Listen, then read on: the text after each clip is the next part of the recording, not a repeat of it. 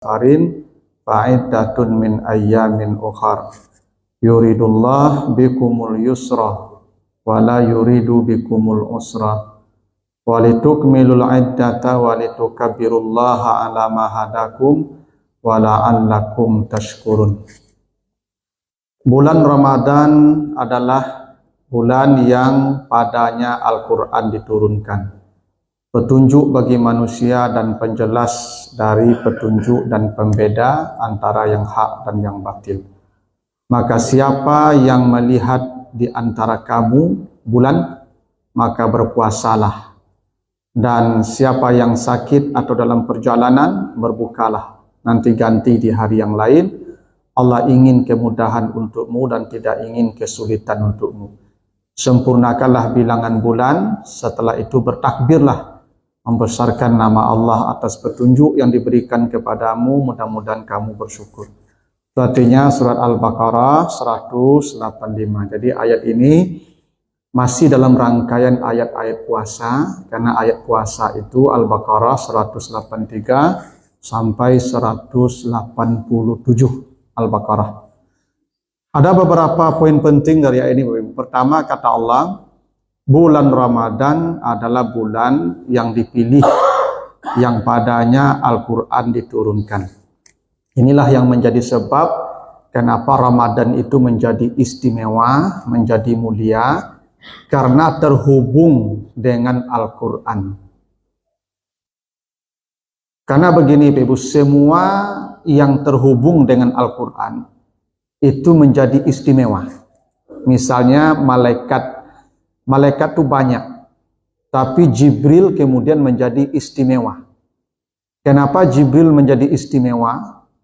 Pemimpinnya para malaikat, karena tugasnya menurunkan Al-Quran. Begitu juga misalnya kota Makkah. Kota Makkah itu kenapa istimewa? Karena di sana turunnya Al-Quran. Malam Qadar kenapa istimewa? Karena malam itu semua sama saja. Tapi malam Qadar kenapa istimewa? Karena turunnya Al-Quran. Inna anzalnahu fi lailatul qadar. Jadi semua yang terhubung dengan Al-Quran itu menjadi spesial. Itu kenapa Bapak Ibu Nabi Muhammad kenapa minta sakit, beliau minta dirawat di kamar Aisyah sampai beliau meninggal di kamar Aisyah, bahkan dikubur di kamar Aisyah. Jadi Bapak Ibu kalau pergi ke Madinah tuh makam Nabi itu kamarnya Aisyah itu. Jadi ketika Nabi sakit sepulang haji wada, Nabi minta izin ke istri-istri beliau. Tolong izinkan saya mulai hari ini dirawat di kamar Aisyah. Dan sampai mati beliau di kamar Aisyah, ya dimandikan di kamar Aisyah, bahkan dimakamkan di kamar Aisyah. Kenapa Nabi memilih kamar Aisyah? Karena dalam sejarah Bapak Ibu tidak ada wahyu turun di kamar istri Nabi yang lain, kecuali hanya di kamar Aisyah wahyu turun.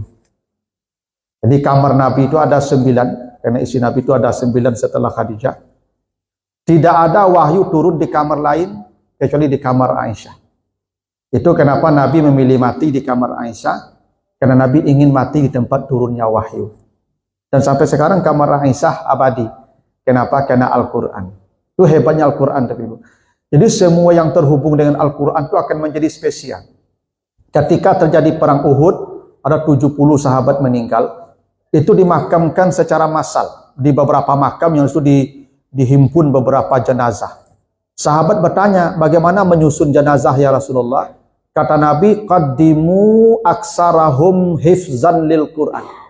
Dahulukan di lahat siapa yang paling banyak hafal Qur'annya. Itu sudah jadi bangkai ya. Yang sudah jadi bangkai pun kata Nabi dahulukan yang banyak Al-Qur'annya. Istimewa. Imam kita yang tadi itu mungkin usianya lebih muda dari kita tuh. Mungkin seumuran cucu ibu-ibu tuh. Tapi kenapa imam kita di depan berdirinya? Karena Al-Qur'an itu. Karena begitulah semua yang terhubung dengan Al-Quran akan menjadi istimewa. Itu kenapa Ramadan istimewa, karena unzila fihil Quran. Yang kedua, kalimat syahrul Ramadan allazi unzila fihil Quran, itu dalam bahasa Arab namanya jumlah mu'taridah. Jumlah mu'taridah itu artinya kalimat yang menempel, yang tidak tersambung ke depan, tidak tersambung ke belakang, tapi ada di tengah-tengah. Itu namanya jumlah muqtaridah, yang tidak ada koneksinya. Karena begini, ini ayat puasa, 184 itu puasa. Uzur-uzur puasa, 184. 185 ini tentang kapan mulai puasa. Siapa yang melihat bulan, puasa. Yang melihat bulan, berbuka. Tapi di awalnya, di tengah itu, Allah selipkan bulan Ramadan turun Al-Quran padanya. Itu namanya jumlah muqtaridah. Kenapa diselipkan Al-Quran di tengah ayat puasa? Ini menjadi isyarat bahwa amal yang istimewa selama Bapak Ibu di bulan Ramadan ini adalah Al-Quran. Hendaklah Bapak Ibu semua memperbanyak waktu, memperpanjang durasi untuk kontak dengan Al-Quran. Apakah membacanya, apakah menghafalnya, apakah mentadaruskannya, apakah mentadaburkannya. Itu kenapa Bapak Ibu, dalam bulan Ramadan ini ada satu amal yang sejak dulu populer, itu namanya tadarus ya. Tadarus itu bukan membaca Bapak Ibu ya. Tadarus itu artinya mempelajari Al-Quran. Dari kata darasa, darasa itu belajar artinya. Tadarasa itu saling mempelajari. Makanya yang kayak begini namanya tadarus nih. Saya jelaskan Al-Quran satu ayat, saya sampaikan ini maksudnya, Bapak Ibu dapat ilmu, dapat pengetahuan, itu yang disebut tadarus. Itu kenapa Al-Quran kata Allah hudan linnas, jadikan tuntunan. Bagaimana kita menjadikan Al-Quran sebagai tuntunan? Pelajari. Ada sebagian kita nih yang kurang paham dalam beribadah, karena mungkin para rasul, Ustadz menjelaskan Al-Quran seperti ini. Ibu tuh lari ke belakang, ke balik tonggak, membelakang ke Ustadz membaca Quran one day one juice. Rugi ibu. Rugi. Kenapa? Begini Pak Ibu, membaca Al-Quran itu ada 3 dalam Al-Qurannya. Ada namanya qiraah. Faqra'u ma tayassara minal Quran. Qiraah namanya. Ibu-ibu baca one day one juice itu namanya qiraah. Ada namanya tartil, murattal. Warattilil Qur'ana tartila, membaca dengan suara yang merdu, makhraj yang benar, cara baca yang betul, itu namanya tartil. Itu akan mempengaruhi jiwa. Inna nasyi'atal laili hiya asyaddu wat'aw wa aqwamu qila. Kalau bacanya murattal, jiwa kita akan lembut, akan lentur, karena mempengaruhi jiwa. Bacaan yang indah itu seperti imam membaca bacaan ayat dalam salat itu murattal namanya. Tapi ada bacaan yang paling hebat namanya tilawah. Tilawah. Bapak Ibu kalau membacanya dengan tilawah, itu orang beriman yang sesungguhnya. Apa kata ciri orang beriman? Innamal mu'minuna allazina iza zukirallah wajilat qulubuhum wa iza tuliyat alaihim ayatuhu zadathum imana. Itu di surat Al-Anfal kan, ayat 2 sampai 4. Jadi di surat Al-Anfal itu Allah sebutkan orang yang beriman, yang sesungguhnya beriman. Ulaika humul mu'minuna haqqa. Mereka benar-benar sempurna imannya. Siapa mereka? Iza tuliyat alaihim ayatuhu zadathum imana.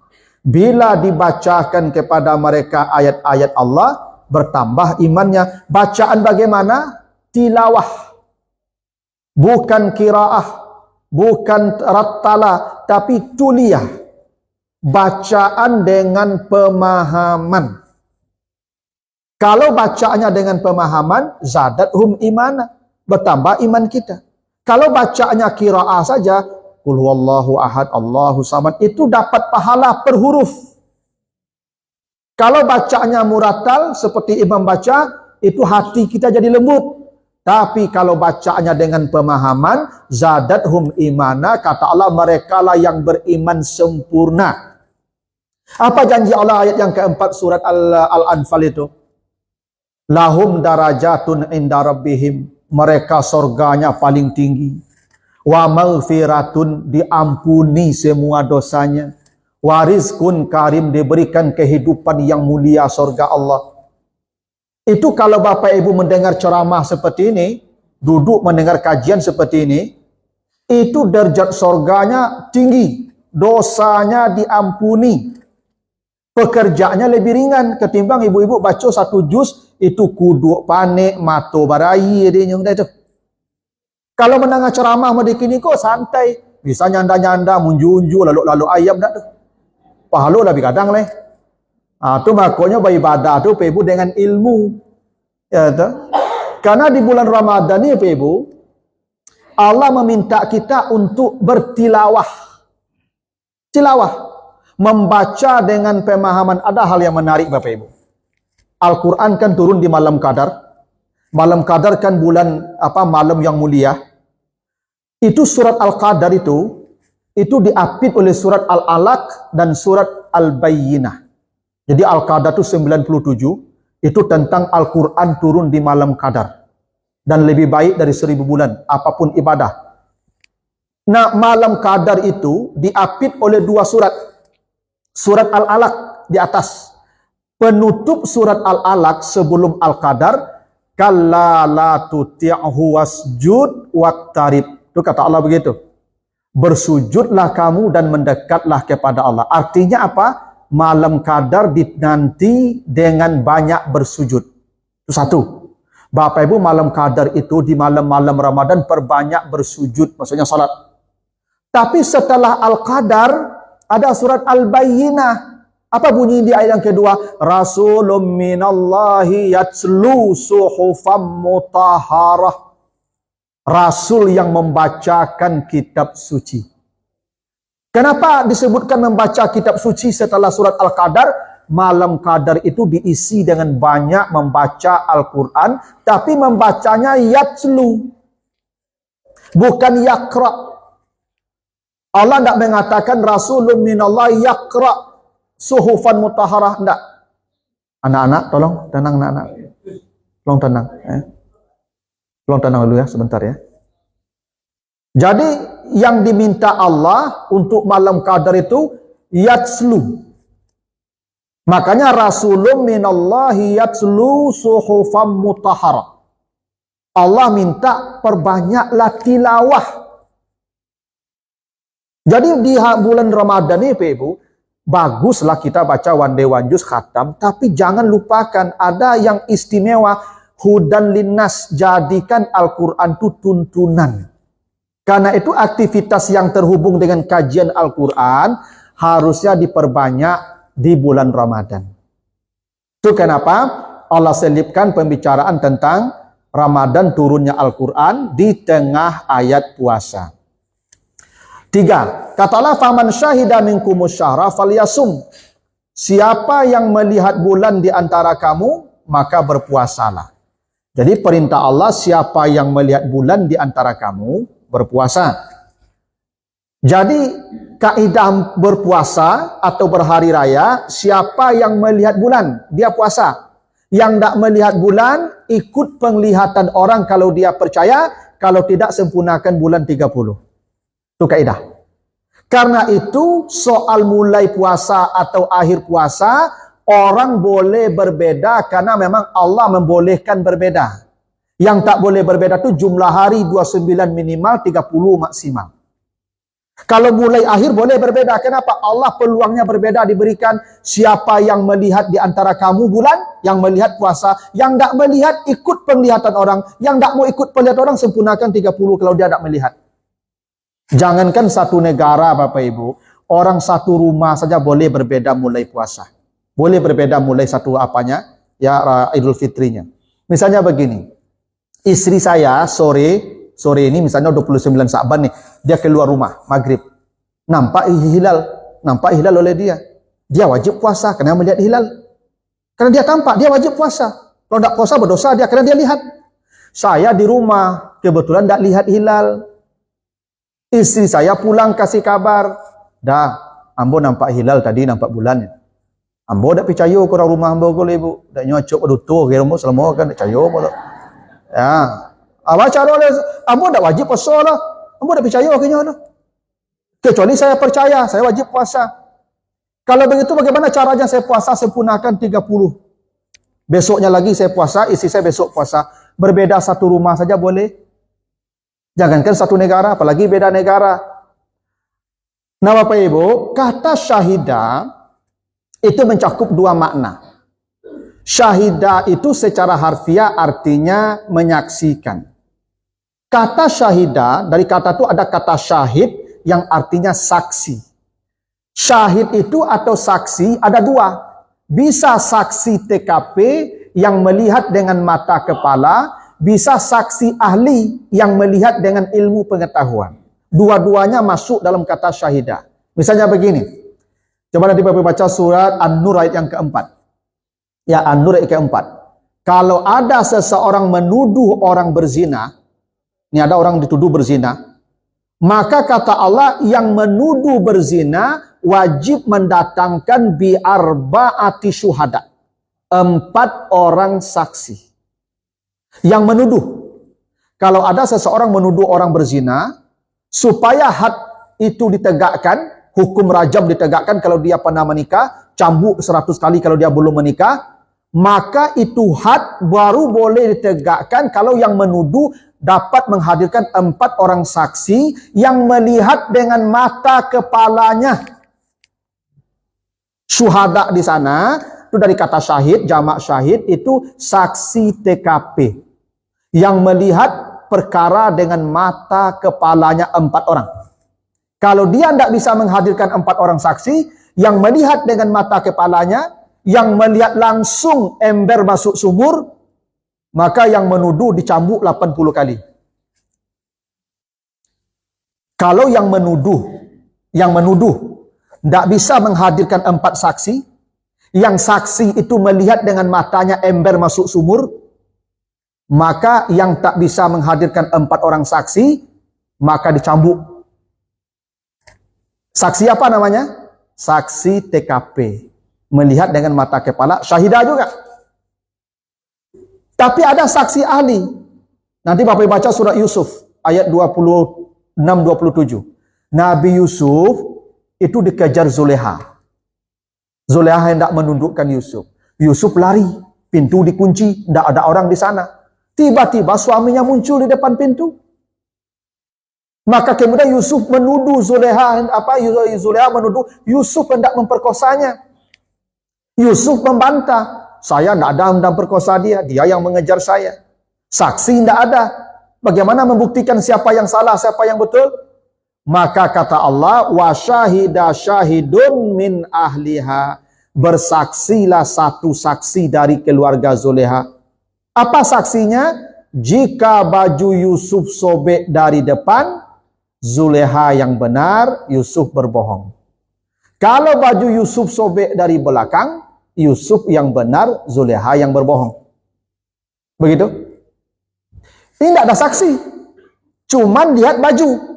Kalau sobek di depan, berarti Yusuf yang hendak memperkosa. Kalau Yusuf baju sobek di belakang, berarti Zuleha yang salah, yang mengejar. Dilihat baju sobek dari belakang, Zuleha salah. Saksi apa namanya? Saksi ahli. Karena itulah Bapak Ibu, dalam menetapkan satu Ramadan atau satu Syawal, boleh berdasarkan syahidanya mata kepala, namanya ru'yah. Bisa menetapkannya dengan syahidanya ilmu pengetahuan, analisa, namanya hisab. Hisab atau ru'yah, dua-duanya masuk dalam kata syahida minkumus syahra. Jadi kalau ada yang mulai Ramadan dengan menggunakan metode hisab, boleh.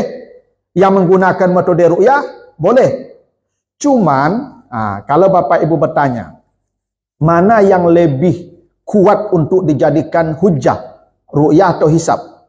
Saya sampai hari ini masih memilih mengikuti ru'yah. Hisab hanya mengkonfirmasi saja sifatnya bagi saya. Karena ru'yah itu dicontohkan Nabi, para sahabat, dan itu bisa dilakukan. Kalau Bapak Ibu bertanya begini, Ustaz, sekarang kan ilmu pengetahuan sudah canggih. Kita bisa mengetahui perjalanan itu benda-benda langit.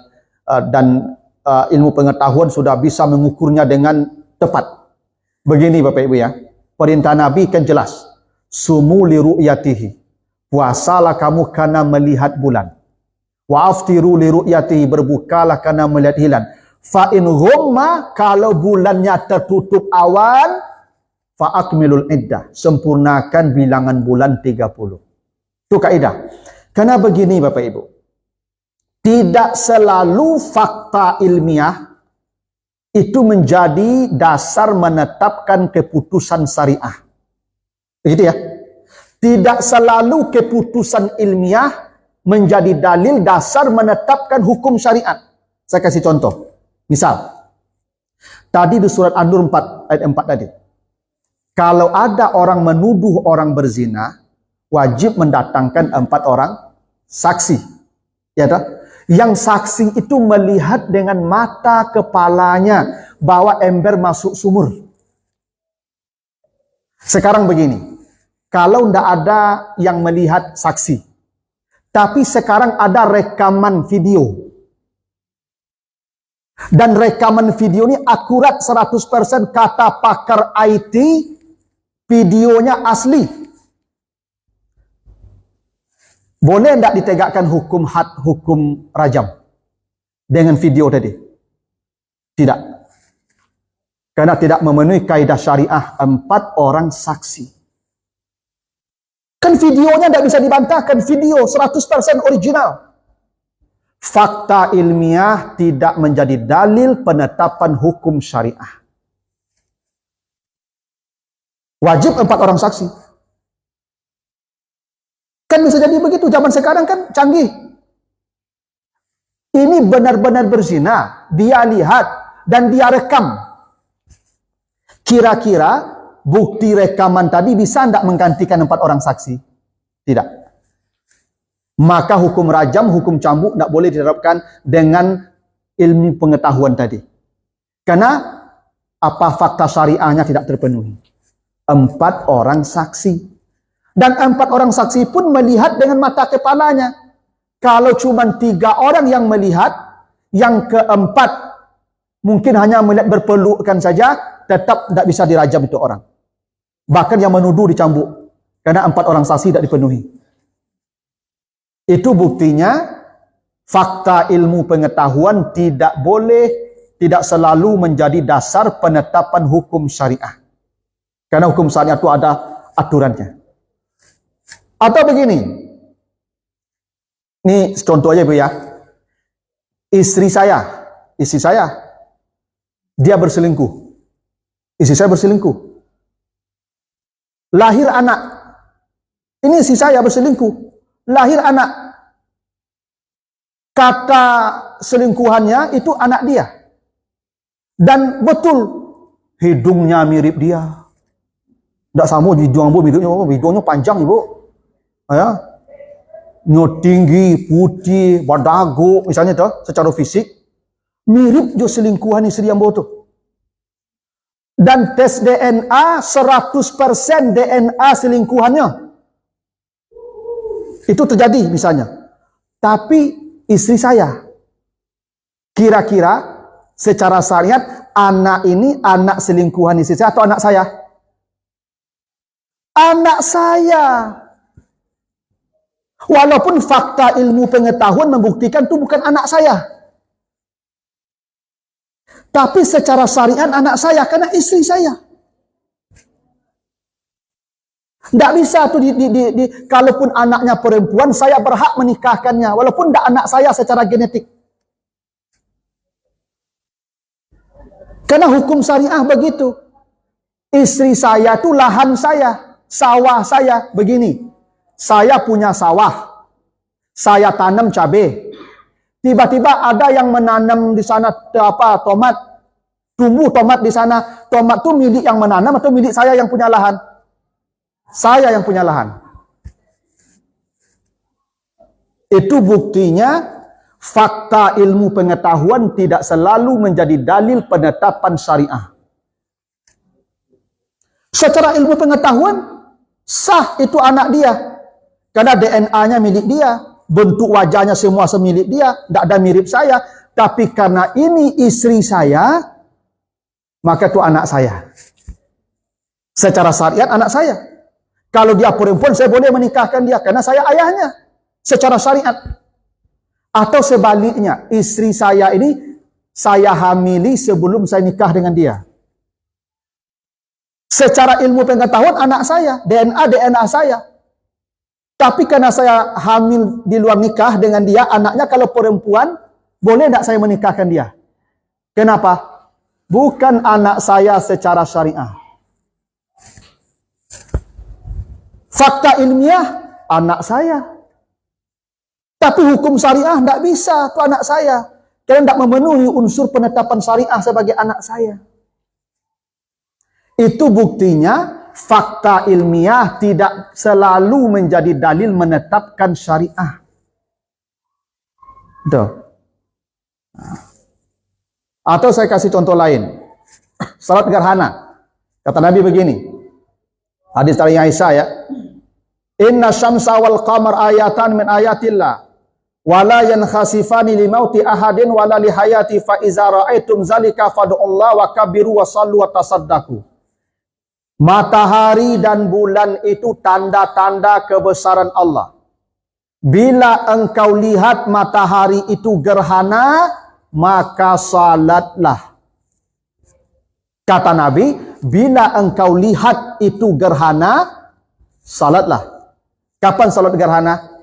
Kalau tampak ada terjadi gerhana, bulan atau matahari. Sekarang begini, gerhana terjadi secara ilmu pengetahuan, badan itu antariksa mengatakan gerhana tanggal sekian, jam sekian. Pasti. Tapi gelap gulita, awan tebal, hujan lebat, tak nampak gerhana. Apa salat gerhana kita? Karena tidak memenuhi unsur syariah. Unsur syariahnya harus tampak gerhana itu oleh mata kita, baru salat sunat gerhana. Tapi secara ilmu pengetahuan, gerhana terjadi. Tapi secara syariah tidak bisa menjadi dalil penetapan hukum. Dari situlah saya berkeyakinan bahwa untuk menetapkan satu Ramadan dan satu Syawal, hilal. Hilal. Hisab hanya mengkonfirmasi ru'yah. Jadi bukan menentukan. Menurut saya, konfirmasi apa yang disampaikan oleh ru'yah. Nah, tapi kalau ada yang menggunakan hisab, ya silakan. Kan tadi kata syahidah bisa hisab, bisa ru'yah. Tetapi Bapak Ibu tidak boleh berdalil, orang kira canggih, ilmu lah maju kini. Mengamal celik-celik bulan, oh tidak selalu harus begitu. Tidak. Karena fakta ilmiah tidak selalu bisa menjadi dalil penetapan hukum syariah. Itu dalil-dalil yang saya sampaikan tadi. Tapi Bapak Ibu, yang paling pokok puasanya tidak boleh kurang 29, tidak boleh lebih 30. Berbeda mulai, berbeda akhir, karena berbeda metodologi silahkan saja.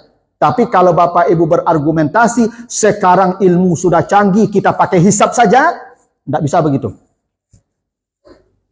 Yang mau pakai hisab silakan, mau pakai ru'yah silakan, tapi jangan merendahkan ru'yah dengan dalil ilmu pengetahuan.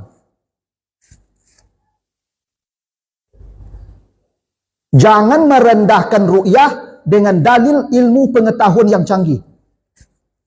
Karena ilmu pengetahuan fakta ilmiah tidak selalu harus menjadi patokan penetapan hukum syariah. Itu contoh-contoh yang saya sampaikan tadi. Nah, itu Bapak Ibu ya. Ketentuan dalam melihat syahidah minkumus syahra. Kau lah 6 seperampe Ibu.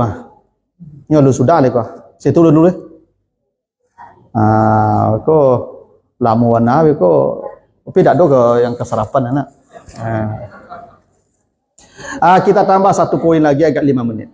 Faman kana maridan aw ala safarin fa'iddatun min ayamin ukhar. Siapa yang sakit atau bepergian maka berbukalah, nanti ganti di hari yang lain.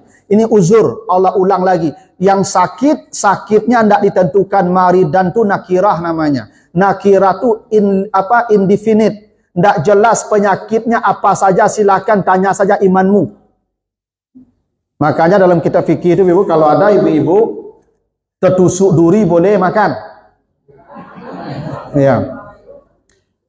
Misalnya ibu-ibu pasang jilbab habis solat zuhur tu kan dia jarum pentul jarinya. Aduh, dan makan lei. Silakan. Ya boleh. Kan sakit nak? Ya silakan. Nanti ganti. Ya enggak apa-apa. Allah enggak membatasi penyakit. Ini ibadah kejujuran. Tanya imanmu. Layak enggak makan? Silakan. Walaupun dikunci Allah, wa antasumu khairul lakum. Kalau kau sakit, berpuasa lebih baik. Atau safar. Safar ini ibu beda dengan musafir ya. Tadi sakit, marid itu kata sifat. Kalau safar tidak kata sifat, kalau kata sifatnya musafir. Apa beda kata sifat dengan safar yang bukan kata sifat? Safar itu namanya masdar infinitif. Kalau kata sifat sudah terjadi. Kalau belum terjadi, belum kata sifat. Kalau masdar, tidak mesti terjadi. Itu kaidah bahasa. Sakit, kenapa terjadi? Kenapa marid? Orang sakit baru boleh berbuka kalau sakitnya sudah terjadi. Orang sakit baru boleh berbuka kalau sakitnya sudah terjadi. Yang berencana sakit belum boleh. Misalnya Bapak Ibu ditanya kawan, Bapak, rasul-rasul kadang memambu. Lu boleh makan leh. Rasul-rasul lu boleh leh. Tapi kalau ditanya kawan, Bapak di langit dingin saya boleh nambah dari pagi makan leh. Matilah sakit nama itu, marid. Kalau safar enggak, kalau musafir take off pesawat dulu baru boleh makan. Tapi kalau safar take off jam 1 siang dari subuh sudah boleh enggak puasa. Itu hebatnya. Tapi nanti ganti. Penggantiannya fa'iddatun sesegera mungkin. Makanya pakai fa takkib. Jangan ditunda-tunda beko mati ibu beko. Bautang, kata Nabi, man mata wa alaihi siyam sama'anhu waliyuhu. Siapa yang masih punya hutang puasa Ramadan, mati dia, puasakan oleh walinya. Ya, ibu tidak bisa lunas kecuali ibu matinya dalam keadaan sakit Ramadan kok. Biasa setelah bulan Ramadan kok sakit, damam tu mati. Tidak mengkada, banyaklah mati. Tidak bersobok jauh hari lain lah. Ayaman ukharnya tidak ada dirinya lah. Tapi ibu lah bersobok bulan Syawal lalu mengganti, lain mati. Bayi itu mah. Anak bayian ayah bayian, saudara bayarkan. Itu kaidah makanya ibu-ibu yang punya utang Ramadan segera bayar. Tak boleh puasa sunat nah. Ibu yang masih punya utang Ramadan dia puasa sunatnya, tak boleh. Bayi utang lu. Ibu kalau tak puasa sunat mati tak masalah. Kalau lu bayi puasa Ramadan mati tak masalah itu. Sama ibu-ibu bawa utang banyak, sedekah rajin tak boleh. Berdosa sedekah tapi kau tu. Utang lunasan utang bayi lu, utang banyak, utang sakambui. Sedekah rajin tiap hari dakmu lah tu. Ya kan mati ibu kalau dah sedekah mati tak masalah. Tapi kalau berhutang mati tak akan masuk surga walaupun mati syahid. Dah gitu. Itu makanya pakai fa'iddatun min ayyamin ukhar. Kata Allah, Allah ingin kemudahan dan tidak ingin menyusahkanmu. Itu makanya orang kata Nabi orang yang tua bangka jangan puasa lagi, makan, bayar fidyah. Yang bangka ya. Yang bangka jangan suruh makan puasa lepas mati beko. Apa ciri tua bangka tu Ustaz? Inni wahanal azmu minni. Yang tua bangka tu ibu lah lama tulangnya. Dah batanago leh. Sarafnya lah lapuk. Orang tua bangka tu ibu akan duduknya tu lah takulai si kepala. Jadi kalau ada apa-apa lah modeko si kepalanya. Tu lah bangka tu. Ya ciri-ciri bangka tu pak lah takulai si pak dulu. Cali-cali salah yang takulai-kulai kepala tu lah bangka. Yang bangka tu dia suruh puasa oleh mati itu. Allah ingin kemudahan dan ingin menyusahkan kita. Makanya apa-apa tua bangka tu hukum-hukum syariah kau banyak yang longgar kau. Makanya ibu-ibu tak boleh membuka aurat, ibu berdosa membuka aurat. Ibu boleh membuka aurat ke suami saja, ayah, anak, saudara. Tapi ada laki-laki lain yang tak mahram ibu boleh melihat aurat ibu siapa? Ulil arba minar rijal. Laki-laki tua bangka. Jadi kau nampak apa-apa takulai kepalanya, tu ibu buka jilbab ibu, tak apa-apa. Tak berdosa, tak ngefek. Lepas tu kepala tak tagak leh. Iya, tak ada dosa. Tak. Tapi kalau ibu buka jilbab itu codak kepala itu tak bangka, tu mangka nama tu. Nyo tua aku ada yang bangka, ada yang mangka pak itu. Apa-apa yang tersandar aku mangka, saya baru keluar ada yang bangka. Yang bangka tu lah terkulai saya kepala dok tagak kepala lah itu bangka nama tu. Aja suruh puasa boleh mati begitu. Fidyah. Ya. Begitu juga yang sakit permanen la yurja bur'uhu, tak ada harapan sehat leh. Apa lah difonis ya lah cuci darah. Apa ibu lah cuci darah tu jangan puasa leh. Itulah menunggu hari segitu. Ya, ambo dah mana nak kau. Yang cuci darah tu lah permanen tu, pakai zelai. Dan fidyah. Ya dah. Atau mah akut ndak makan mati beko, bangkit mahnya. Makan fidyah tak ada keadaannya lah fidyah. Itu permanen. Atau difonis doktor, Pak iko dak lama ni, paling sebulan kau mati dia. Yang menurut hitungan doktor begitu. Aja suruh puasa leh fidyah. Walaupun dah dibayar fidyahnya, tak jadi mati dah. Sehatnya. Panjang umurnya. Lah mati tu doktor tadi, kalau dia mati dah. Itu balik Ustaz. Aman. Loss. Karena sudah dibayarkan fidyahnya. Karena dia sudah permanen sakitnya tu. Ya, atau hamil menyusui. Walaupun ada perbedaan pendapat di sini. Hamil menyusui fidyah saja. Fidyah saja. Yang wajib berfidyah pun tak lu ibu lah. Suami ibu. Ibu yang hamil menyusui, entuk saya lah. Jangan fikir lu fidyah ibu tu. Kau bertanya apa suami ibu? Apa fidyah ibu kau ya? Salah lah bayi ndak lenyo kau dosa dia asal bayi. Tanggung jawabnya. Walaupun ibu berpiti bergaji, sama zakat fitrah tu tanggungan suami ibu tu. Kalau nyo menanggung ibu. Nyo zakat kau fidyah kau saya menanggung bayi. Ya, ibu zakat fitrah ibu je walaupun ibu bergaji piti ibu antuk saya lah. Kau bertanya apa zakat fitrah ibu kau ya? Salah lah bayi ndak lah ya kau dosa dia asal lah. Bahkan ibu zakat fitrah ke ibu kau dapat suami miskin, ibu kayo, jando kayo, ya kan? Lu dapat suami baru miskin, suami kau dak bakal rajo lah ibu, dak memodal menikah ibu. Dia modal lutui saja ya dah. Makan laluk rumah ibunya. Tapi nya sapi ibu sayang kenyo, dia gagah. Saleh, ya kan? Elok. Itu tidak do miskin. Datang bulan Ramadan gugur zakat fitrah ibu. Kalau suami ibu miskin, walaupun ibu kaya, gugur. Suami ibu gugur lahnya miskin. Itu lo rancak je dapat suami miskin tu ibu. Tiba Ramadan lapis zakat fitrah. Itu. Tapi zakat mal tak ada gugur lah. Wajib ibu punya harap tu. Kalau zakat mal wajib bayar. Dan hebatnya ibu boleh berzakat ke suami ibu yang miskin. Kerana suami ibu tu tak ada kewajiban ibu menanggungnya loh. Ibu wajib menanggung ibu. Ibu bersedekah kena selama aku tu mah. Maginya makan tu. Akhirnya ibu kayu ada zakat. Suami ibu miskin, boleh berzakat ke suami boleh. Yang tak boleh suami berzakat ke isteri kena tanggungannya. Kalau isteri boleh berzakat ke suami. Jadi kalau ibu ada misalnya zakat 20 juta, akhirnya kapak tu. Pak kau zakat ambo ya. Kau boleh punya perasaan ya. Itu. Alah makan laluk tu ni berzakat lah tiap tahun kan punya perasaan nama tu. Tapi kalau tanya hukum boleh. Ya tu. Begitulah kewajiban fidyah tu. Jadi fidyah tu suami yang tanggung. Kalau orang tua bangka, anak laki-lakinya yang tanggung. Ibu kalau suami ibu ada mertua ibu yang lah bangka, tu suami ibu wajib tu. Wajib tu bayar fidyah. Kenapa dosa suami ibu tu? Ini tanggungannya. Itu. Karena kami ke ibu anak laki-laki kau milik orang tua sampai mati. Kalau ibu tak ada lah ibu milik suami sampai mati. Kalau ibu dah diserang di ayah ibu dulu. Dah kami balik ke ayah ibu dulu seperangkat alat salat arago dulu tu. Ya dah. Ibu salah mangga segitu arago ibunya. Ya kan? Seperangkat alat salat sebuah duit tu lah. Murah mananya tu. Tapi baiklah ibu bayi kalau kami bayi dulu tu. Ibu milik kami lah. Kalau kami tak ada diserang di ayah kami ke ibu lah. Pada tak kami diserang di ayah kami ke ibu?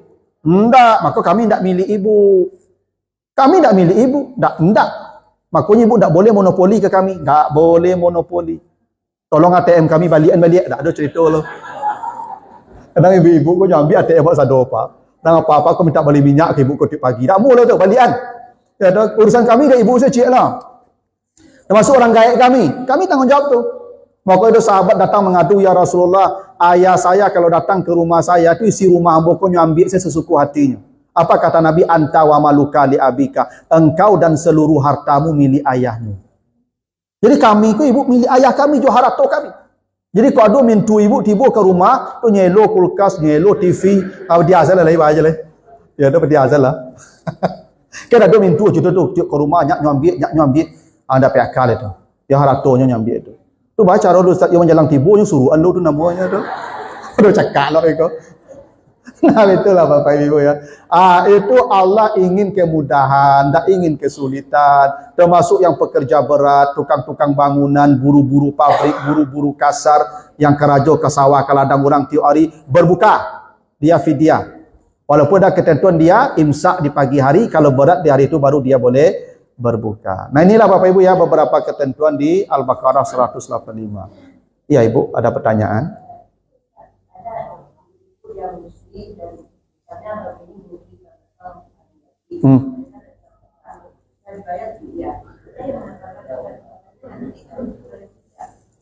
Kalau dibayar fidyah tu qada lah. Nyo fidyah tu artinya tebus. Ditebus lunas tak betul. Nyo giko filosofi Ibu. Yang sanggup menahan makan, dia berpuasa. Menahan makan tu merasakan derita orang miskin. Yang sanggup menahan makan puasa. Yang tak sanggup berpuasa menahan makan, memberi makan.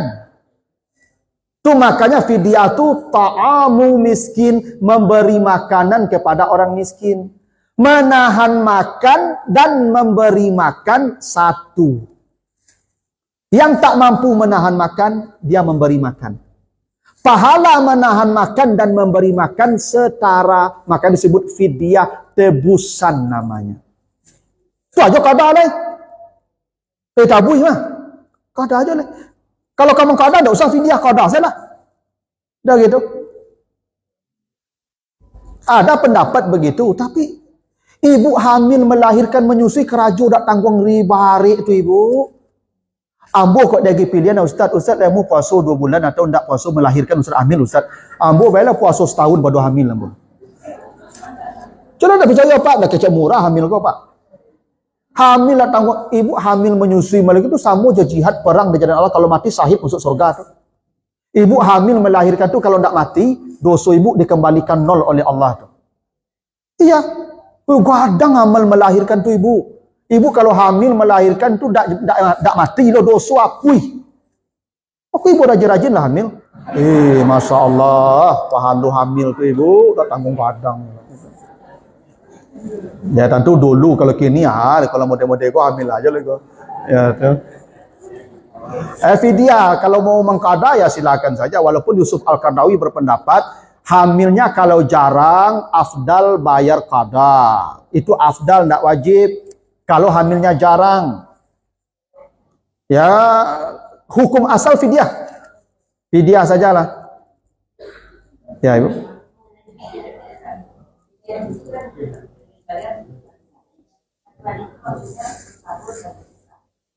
Enggak, 1 hari 1 mud.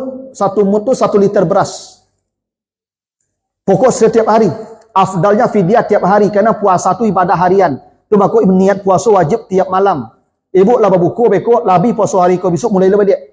Dek kanu puasa ko ibadah baru, maka fidyah per hari lebih afdal. Kanu pahala puasa ko kes 1 liter beras. Bare saya iyo bare saya jangan makan orang miskin. Dah makan orang kaya lah. Orang kaya ia banyak sambal mah. Orang miskin tak perlu sambal lah Pak. Orang miskin ko bare saya perlunya sambal. Sambal tu karambi ada tu. Abi udah pernah miskin dah. Yang pernah miskin tahu tu. Lado bare lah tu.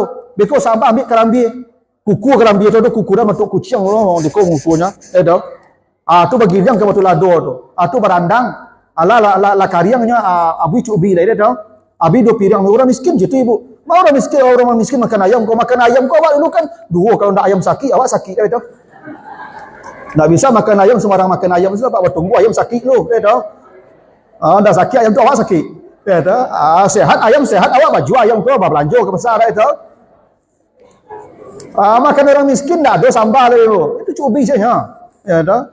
Jadi fikirlah sambalnya, tapi kalau ditambah faman tatawwa khairan fahuwa khairullah, kok dilabihan bali lauk pauknya lebih baik.